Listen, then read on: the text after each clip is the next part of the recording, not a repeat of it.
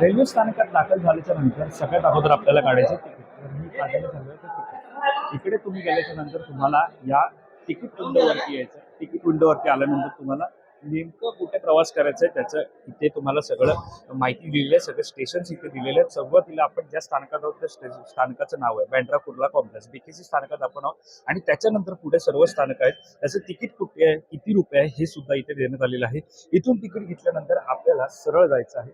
सरळ गेल्याच्या नंतर आपल्याला तिकडे चेकिंग करायचे आणि चेकिंग केल्याच्या नंतर आपल्याला पुढे मेट्रोचा प्रवास आपला सुरू होणार आहे. मात्र पूर्वी रेल्वे स्थानकामध्ये आपण जातो तेव्हा आपल्याला पाहायला मिळतं की तिकिटासाठी भरपूर मोठ्या रांगा लागलेल्या आहेत. मात्र त्या रांगा कमी करण्यासाठी तिकडे असतं तिकीट वेंडिंग मशीन. त्याचप्रमाणे इकडे सुद्धा आपण बघतोय तिकीट विक्री मशीन आहे. इथे तुम्ही पाहू शकता या ठिकाणी आहे तिकीट विक्री मशीन.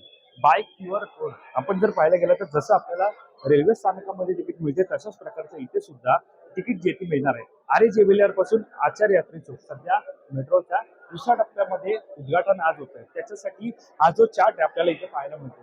बीकेसी ते आचार्य यात्री चौक जर प्रवास करायचा असेल तर तिकीट आहे 40 रुपये आणि बीकेसी ते धारावी प्रवास करायचा असेल तर तिकीट आहे 10 रुपये. बीकेसी ते सिटला देवी प्रवास करायचा असेल तर तिकीट आहे 20 रुपये आणि एकंदरीत प्रत्येक स्थानकाचं तिकीट आपण पाहतो या ठिकाणी देण्यात आलेलं आहे. याच्यानंतर इथे आहे आपण पाहतो सेम मशीन जी आहे इकडे पाहायला मिळते. तिकीट काढलं तुम्ही. तिकीट काढल्यानंतर आपल्याला करायचं आता पुढचा प्रवास. पुढच्या प्रवासासाठी जाताना आपल्याला सर्वात प्रथम काय करायचं तर तुम्ही आणलेलं सामान जे ते चेक होणार. तर चेकिंग ठिकाणी आता आपण जाणार. त्यानंतर आपला पुढचा प्रवास हा आता सुरू होणार. चला.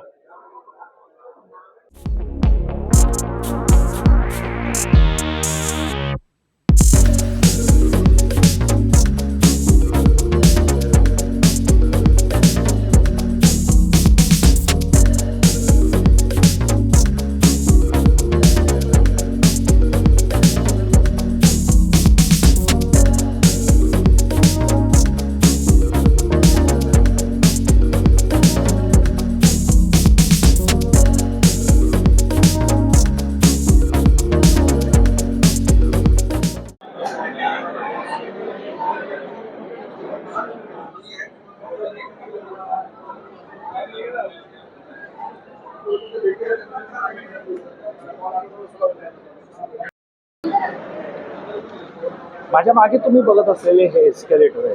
ते एस्केलेटर वरून खाली येतात आणि थेट रेल्वे स्थानकाला जोडतात.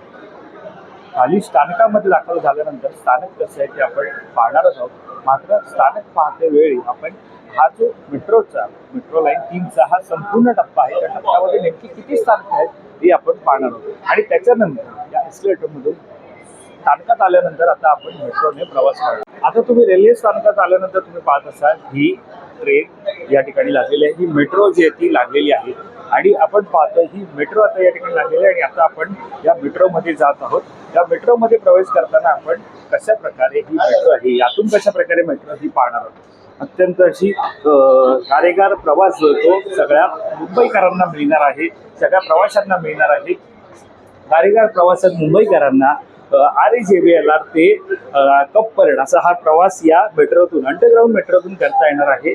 सध्या या मेट्रो लाईन 3चा पहिला टप्पा जो तो उद्घाटन झालेला आहे. पहिल्या टप्प्याचं आज या दुसऱ्या टप्प्याचं उद्घाटन होत आहे.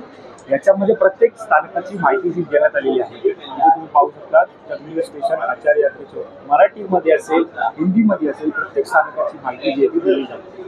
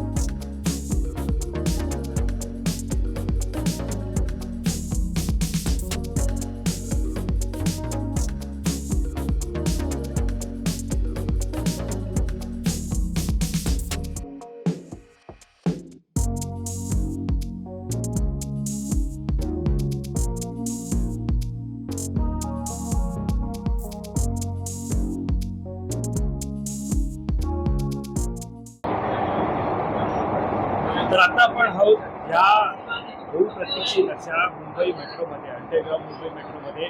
तुम्ही इथे माझ्या मागे पाहू शकता ही अंडरग्राऊंड मेट्रो जी धावते. जवळ येऊन मी दाखवू शकतो. अंडरग्राऊंड मेट्रो जी आता धावताना पाहायला मिळते. आपण भूमिगत आहोत.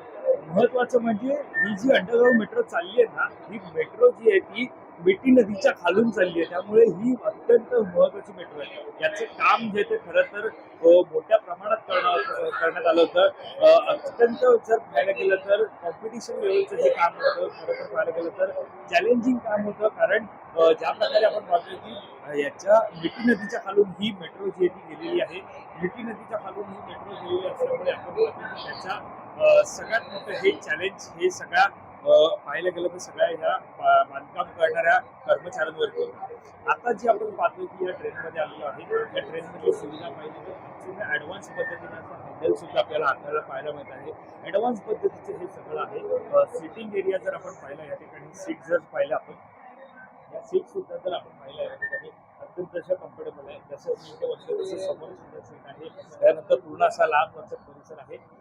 विशेष म्हणजे सर्व डबे जे आहेत ते याच्यामध्ये जर आपण पाहायला गेलं तर हे सर्व पूर्णपणे समोरपर्यंत मेट्रो पाहिली तर सर्व मेट्रोचे सर्व डबे हे एकमेकांना कनेक्टेड आहेत. त्यामुळे जो आपण बघतो हा आता एकंदरीत आपण बघतो की हा जो प्रवास आहे अत्यंत मुळात म्हणजे गारेगार होणार आहे आणि सर्व प्रवाशांसाठी आरामदायी हा प्रवास असणार आहे. कप परेड पासून आरे जेव्हीएलआर मध्ये पाहायला गेलं तर अनेक स्टेशन आहेत. त्यामुळे अत्यंत दिलासादायक असा हा प्रवास असणार आहे. त्यामुळे या प्रवासाला तुम्ही नक्की प्रतिसाद द्या आणि प्रवास केला असेल तर नक्की सांगा की हा प्रवास कसा वाटला तुम्हाला. या संदर्भातील अधिक माहिती पाहण्यासाठी तुम्ही नेहमी कनेक्टेड. थँक्यू.